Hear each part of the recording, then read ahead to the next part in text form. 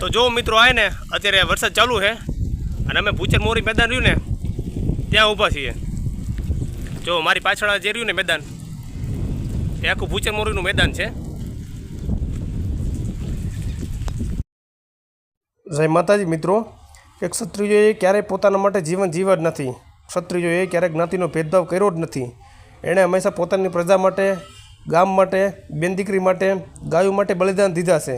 બીજા લોકો માટે પોતે પોતાના પ્રાણના બલિદાન દઈ માથાના દાન દીધા છે।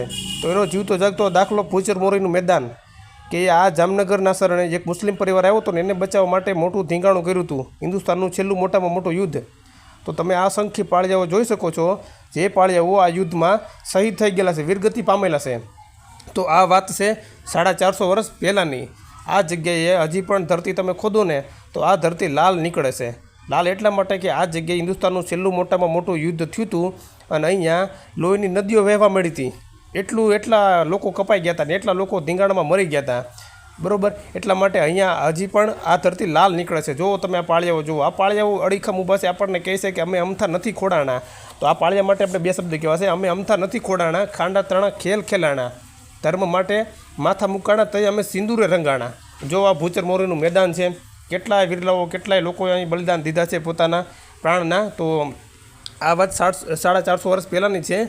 કહેવાય ને કે ક્ષત્રિય હંમેશા બીજા માટે બલિદાન દીધા છે। તો અમદાવાદનો મુઝફ્ફર શાહ જ્યારે દિલ્હી સાથે યુદ્ધ થયું અને દિલ્હીના અકબર સાથે યુદ્ધ થયું, એમાં યુદ્ધમાં હારી ગયો અને મુઝફ્ફર શાહ ત્રીજો દિલ્હીથી બચવા માટે નવાનગર એટલે કે હાલારના શરણે આવે છે અને જામનગરના નવાનગરના રાજા જામ સતાજી એના શરણે આવે છે અને આશરો લે છે, બરાબર। એને બચાવવા માટે આ યુદ્ધ થયું હતું। તો એના બચાવવા માટે આ યુદ્ધ થયું હતું, બરાબર। ઈસવીસન 1991માં અકબર રાજા અને નવાનગરના જામ સતાજી વચ્ચે આ ભારતનું છેલ્લું મોટામાં મોટું યુદ્ધ થયું હતું। આ લડાઈમાં જામનગરના મીંઢોળ બંધા રાજકુમારો આમાં વીરગતિ પામ્યા હતા। તો જો આ કેટલા લોકોના સુરપુરા દદર છે, કેટલા પાળિયા, અસંખ્ય પાળિયાઓ અહીંયા ખોડાયેલા છે। તો હું આજે તમને આ બધું બતાવીશ અને તમને બતાવું, તમને એને દેખાડું, તમે જુઓ અહીંયા છેલ્લું મોટામાં મોટું યુદ્ધ થયું હતું। જુઓ તો કહેવાય છે કે આ યુદ્ધ હતું ને, આ યુદ્ધમાં આજુબાજુ શું કહેવાય, જ્યારે આ મુસ્લિમ પરિવાર શરણે આવ્યો ને અલ્લાહના શરણે, ત્યારે શું કહેવાય યુદ્ધ પહેલાં સમાધાન માટે દિલ્હીથી એક શું કહેવાય આદમી આવ્યો હતો, નોકર, એણે સમાધાનની વાત કરી। ત્યારે આ ક્ષત્રિયએ કીધું કે અમે અમારો આશરો ધર્મ ક્યારેય ભૂલતા નથી। અમારો ક્ષત્રિય ધર્મ એ કહે છે કે અમારા શરણે જે કોઈ પણ લોકો આવેલા હોય એની રક્ષા કરવી અમારો ધર્મ છે અને અમે તમને એનો પાછો હોપશો નહીં। તો ત્યારે એણે કીધું કે તો તમે દિલ્હીથી અકબરના યુદ્ધ માટે તૈયાર રહેજો। ત્યારે દિલ્હીથી મોટું સૈન્ય આવ્યું ભાઈ, અને આગલી રાતે આ શું કહેવાય ધરતી ઉપર મોટા મોટા પક્ષીઓના અવાજ આવતા હતા અને રોકકળના અવાજ આવતા હતા। ત્યારે જ્યોતિષ પાસે જોવડાવ્યું ત્યારે ખબર પડી જામ સતાજીને કે અહીંયા બહુ મોટું યુદ્ધ થવાનું છે અને ભાઈ આ ધરતી ઉપર અકબરના દિલ્હીના સૈન્યના શું કહેવાય તંબુ તણાણા અને યુદ્ધના ધીંગાણા વાગ્યા ભાઈ, યુદ્ધના ધીંગાણા વાગ્યા। અને હું તમને એ બતાવું કે આ યુદ્ધના ધીંગાણા વાગ્યા ને આ જગ્યાએ છે ને કંઈક લોકો છે ને હજારો સૈનિકો કપાઈ ગયા હતા। જો ભૂચર મોરીના પાળિયા છે ને 1591માં યુદ્ધ થયું હતું અહીંયાના પાળિયા।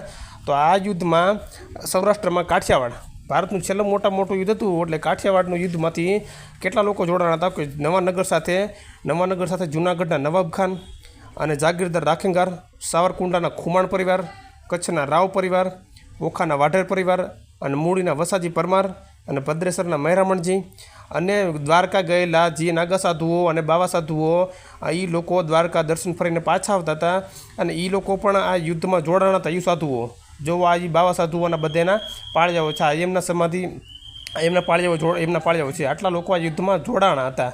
તો વિચાર કરો આ યુદ્ધ કેવડું મોટું યુદ્ધ હશે જેમાં આટલા લોકો જોડાણા હતા। અને જો હું તમને બચાવું કે ભૂચર મોરીનું શહીદ સ્મારક છે, બરાબર। આ જગ્યાએ તમે જુઓ કે એ યુદ્ધ થયું હતું, ધીંગાણું ખેલાણું હતું ને, તો કહેવાય એના માટે કહે છે ને કે અરે રણે ચડાને તમે કોઈ રોકો નહીં, મર્દની આસમે બીજો કોઈ મોકો નહીં, ઓય જોકો ભલે આ બના જેવડો કેસરી સિંહ મન ઈ કેવડો ઈ મર્દને તમે કોઈ રોકો નહીં।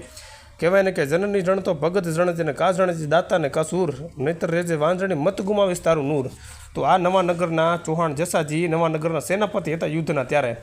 અને આ બીજા વિરલાઓ છે જેમણે યુદ્ધમાં પોતાનું બલિદાન આપ્યું, એમનું નામ છે તેગાજી અને સાંગાજી દાદા, બરાબર। મુખ્ય સેનાપતિ આ હતા ચૌહાણ જસાજી અને આ યુદ્ધમાં બીજા બલિદાન આપ્યા અને ત્યાર પછી વીર ભાણમલજી દાદા, એની બાજુ નાયબ સેનાપતિ નવાનગરના નાયબ સેનાપતિ ભાણમલજી દાદા અને તેની બાજુમાં જે પાળ્યું છે એની બાજુમાં જે પાળીઓ તમે પાળિયાની ઊંચાઈ જુઓ, એ પાળીઓ મેરામણજી ઉર્ફે રાવતસુરા હાલાજી એમનો પાળ્યો છે. અને છેલ્લો પાળ્યો છે એ તમે જુઓ, એ એક ગઢવીનો છે, ચારણનો છે, ગોપાલદાનજી ગઢવી, સાચાણા આપા ભૂચર મોરીમાં. આ એ ગઢવીનો પાળ્યો છે. તો આ જગ્યાએ એ યુદ્ધ થયું હતું ને આટલા લોકો, એ અસંખ્ય લોકો યુદ્ધમાં કામ આવી ગયા હતા. અને આ એ લોકોના પાળિયાઓ છે. તો તમે જુઓ, આ બહુ જૂની જગ્યા છે. ક્યારેક તમે ધ્રોલમાં આવો તો આ જગ્યાએ જરૂર આ બધા સુરપુરા દાદાના દર્શન કરજો. આ વીર શું કહેવાય, સુરવીરોના મહારથીના, જેણે કંઈક યુદ્ધો ખેલીને ધીંગાણા કરીને પોતાના પ્રાણના બલિદાન દીધા. અને હું તમને હવે મેન બતાવું કે આ યુદ્ધમાં જામ સતાજી, એમના છોકરા મીંઢોળ બંધા, એમના કુંવર જામ અજાજી કહેવાય કે આ યુદ્ધના મવડી માણસ હતા. એ એના મીંઢોળ બંધા જમણવાર લગ્નનો ચાલતો હતો અને 500 સૈનિકોને લઈ લગ્નમાંથી અને યુદ્ધ માટે આવ્યા હતા અને શહીદ થયા હતા. બરાબર. આ એ પાળિયા તમે જુઓ, આ બીજા પાળિયા છે. આ જે લોકો બીજા મહારથી યુદ્ધમાં સામેલ હતા અને યુદ્ધમાં પોતાના પ્રાણના બલિદાન દઈ દીધા અને વીરગતિ પામેલા, આ એ સુરવીરો છે. બરાબર કે આ મારે એટલું કહેવું છે કે આ સુરવીરો પાસે તમે બેસી અને એ કાન દઈને સાંભળો તો હજી પણ ઢોલનો અવાજ આવશે. અને આ સુરવીરો પાસે તમે બેસી અને તમે ઘડીક બેસો તો તમને એને ખરાબ વિચાર નહીં આવે. તમને આમ તમારા રૂવાડા ઊભા થઈ જશે અને તમને સારા વિચાર આવશે. અને તમને કોઈક બેન દીકરી કે ગાય માતા કે ગામ માટે તમારે યુદ્ધ મરી જવાનું, કપાઈ જવાનું તમને મન થશે, સારા વિચાર આવશે. અને હવે છેલ્લે હું તમને બતાવું, જે જામ સતાજીના જે પુત્ર હતા રાજકુંવરજી જામ સતાજી, એમનો પાળ્યો. અને એમની બાજુમાં છે એમના પત્ની સુરજબા. એ લગ્ન મીંઢોળ બંધામાંથી પોતે યુદ્ધ કરવા આવ્યા હતા. તમે જોવા લખેલું છે સુરવીર જામ સતાજી અને તેમના પત્ની, એ વરઘોડિયાના પાળ્યા છે. તો જય